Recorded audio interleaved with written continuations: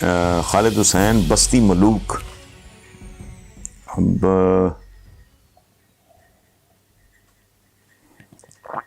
سچی بات ہے، میں بستی ملوک کا مجھے اندازہ نہیں کہاں ہے.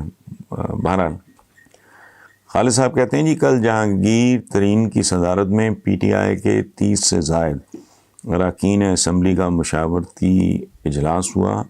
کچھ لوگوں نے استعفے دینے تک کا آپشن استعمال کرنے کا مشورہ دے دیا. میرا آپ سے سوال ہے کہ کیا پی ٹی آئی میں دراڑیں پڑ چکی ہیں؟ آپ جہانگیر ترین سے ملے بھی تھے، اس بارے میں آپ کی کوئی گفتگو ہوئی ان سے؟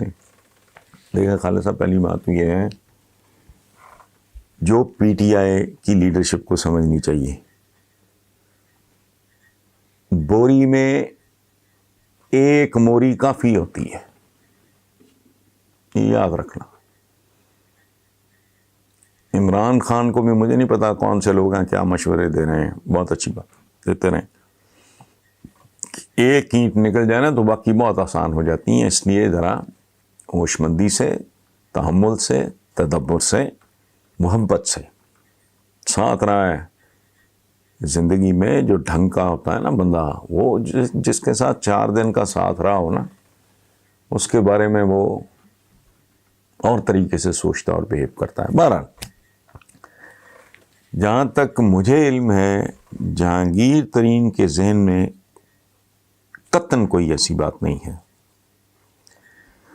بلکہ وہ اب بھی he admires Imran, he respects him, he likes him, اور پی ٹی آئی کو متحد اور مضبوط دیکھنا چاہتا ہے وہ آدمی. اس کی وجہ ہے پی ٹی آئی کو ایک کمزور پودے سے تناور درخت بنانے میں جہاں عمران خان کی مستقل مزاجی اور محنت کا ہاتھ ہے، وہاں بڑی جان جہانگیر ترین نے بھی ماری ہے. مالی معاملات تو علیحدہ، اس نے بہت محنت کی ہے اس درخت کو پروان چڑھانے میں.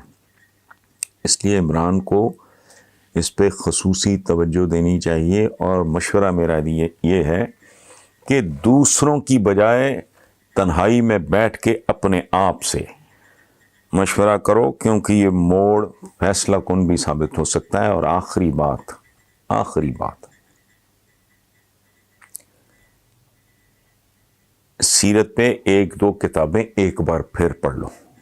اگر اول تو آپ نے پڑھی ہوں گی تو ہو ہی نہیں سکتا، دوبارہ دیکھو کہ اپنے رفقا کے ساتھ، اپنے قریبیوں کے ساتھ، اپنے احباب جنہیں ہم صحابہ کہتے ہیں، ان کے ساتھ حضور کا تعلق کس طرح کا تھا، اس کی نیچر کیا تھی، اس کا حسن کیا تھا. یہ اگر آپ کو اس سوال کا جواب مل جائے تو آپ کو فیصلہ کرنے میں آسانی رہے گی. ورنہ آپ جانے اور آپ کی پارٹی جانے. اگر میں نے غلط سنا ہے تو مجھے معاف کر دیں، لیکن سنا ہے کہ شروع میں وہ بہت ہی ٹلاٹا آرڈنری سیکریٹری تھا، اس نے جان ماری اور ملا کر جو اچیو کیا آپ کے سامنے. اسی طرح ہاسپٹل اس کا، اسی طرح اس کا ورنمل کالج وغیرہ، اسی طرح پولیٹیکل پارٹی، سارا کچھ. اس کو کوئی چیز آسانی سے زندگی میں نصیب نہیں ہوئی. اب یہ الٹیمیٹ ہے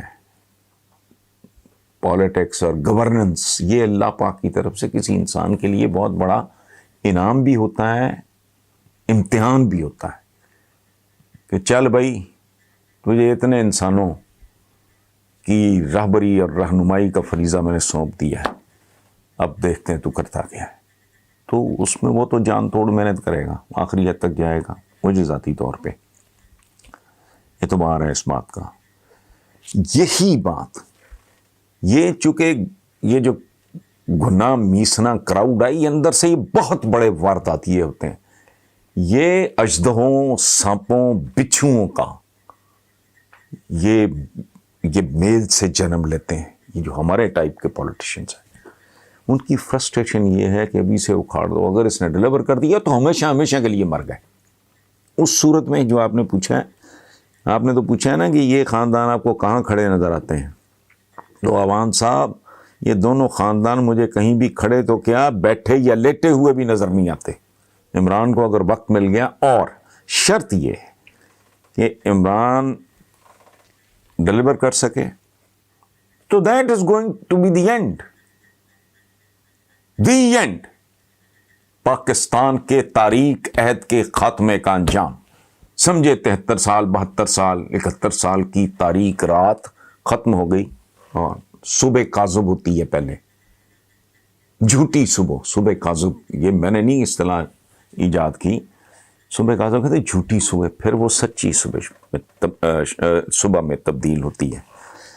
لیکن اس میں میرا ایک ذاتی خیال ہے، غلط ہو سکتا ہے، میں شیئر کر لیتا ہوں.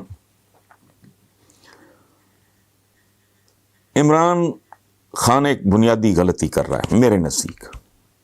اس کا سارا فوکس چلا گیا ہے غریب آدمی پہ. بہت اچھی بات ہے، بہت ہی اچھی بات ہے، لیکن سیدھا غریب آدمی تک پہنچنا ممکن نہیں ہے. عمران خان صاحب ہوش کرو. یہ بالکل ایسے ہے کہ تم بنیادیں مضبوط کیے بغیر، پہلی منزل تعمیر کیے بغیر تم تیسری منزل بنانا چاہو. دنیا کے سارے آرکیٹیکٹ اکٹھے ہو جائیں، انجینئرز اکٹھے ہو جائیں، یہ نہیں ہو سکتا. پہلی منزل بنائے بغیر یا بنیادیں مضبوط بنائے بغیر کو آپ دوسری منزل بنانا کیسے ہو سکتا ہے؟ اگر ہو سکتا ہے تو پھر تم بھی کر لو بھائی. یہ جو بہت آپ کا ضرورت سے زیادہ فوکس، یہ ایک مرحلہ وار پروگرام ہوگا. یہ ذہن میں رکھنا. رحم مادر میں بچے کی تشکیل کا پروسیس کسی کو کہو، عمران خان صاحب آپ کو بتائے کیا ہوتا ہے. وہ پورے کا پورا گڑا پکڑ کے نہیں بن جاتا بچہ. اس کی باقاعدہ مرحلہ وار ایک خاص سٹیج پہ جا کے اس کے ہارٹ کو کرنٹ ملتا ہے، دل میں دھڑکن. پہلے دن تھوڑی، یا دوسرے دن یا 10ویں دن.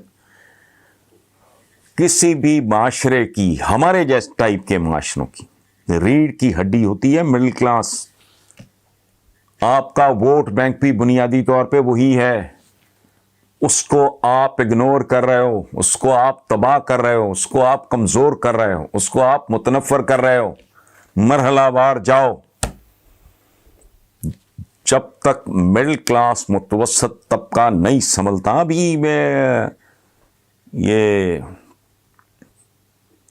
ایک عالمی ادارے کی رپورٹ ابھی 2-3 دن پہلے میں نے اس پہ کالم بھی لکھا ہے، وہی کسی کو پڑھا دیں کہ آج سے 10 سال پہلے پاکستان میں مڈل کلاس کتنی تھی اور آج کتنی ہے. کتنا واضح فرق آ چکا ہے. وہ برباد ہو رہے ہیں. یہی ریڑھ کی ہڈی ہے، یہ یاد رکھنا. یہ جو سارا فوکس ادھر چلا گیا نا، ضرور کرو. یہ جو کھانے کے ڈبے اور فلانا تو اپنا کہیں، یہ وہ سارا بہت اچھا کام ہے. میں آئی ایم ناٹ، لیکن میں نے کبھی پرائم منسٹر عمران خان کے منہ سے یہ نہیں سنا کہ میری پڑھی لکھی مڈل کلاس جو ہے وہ مجھے اس کے بھی دکھ کا احساس ہے. آپ بتائیں مجھے. اس کے بغیر ہمارے ٹائپ کے سرمایہ دارانہ نظام میں، یا سوشلسٹ سسٹم ہو، کمیونزم ہو، کہیں میں اس کی بات نہیں کر رہا. غریب آدمی، کس کو غریب آدمی کہتے ہو؟ پہلے تو let's define it. Middle class کے لوگوں کی زندگی بہت اذیت میں ہوتی ہے. وہ تو بچے کرائے پہ بھی چلا دیتے ہیں. اس بات سے لڑنا ہوگا، بالکل ٹھیک ہے، آپ ضرور لڑو. ان کے بچے بھی اسکولوں میں جائیں، بہت ضروری بات ہے. لیکن سفید پوش آدمی ہے جو، اس کی زندگی سے زیادہ اذیت ناک زندگی اس ملک میں کسی کی نہیں ہے. جس نے بچوں کو پڑھانا بھی ہے، جس نے کوئی شادی بیاہ کو رکھ رکھاؤ کو جینا مرنا، سفید پوشی بھی بھرم بھی، وہ نہ کسی سے مانگ سکتا ہے، نہ مارے خوف کے کوئی اس کو مدد دیتا ہے کہ یار یہ آگے سے میرے گلے ہی نہ پڑ جائیں. یہ ہوتا ہے. مطلب اس لیے مرحلہ وار چلو بھائی. میرے نزدیک پی ٹی آئی غلطی کر رہی ہے. ان کا ٹوٹل جو فوکس ہے غریب آدمی بالکل ہونا چاہیے. غریب آدمی تمہاری بنیاد نہیں، پہلی منزل ہے. یہ ہے مڈل کلاس. اور آپ جہاں پہنچے بھی انہی کی جوتیوں کے طفیل ہو. یہ یاد رکھنا. بہرحال باقی مرضی.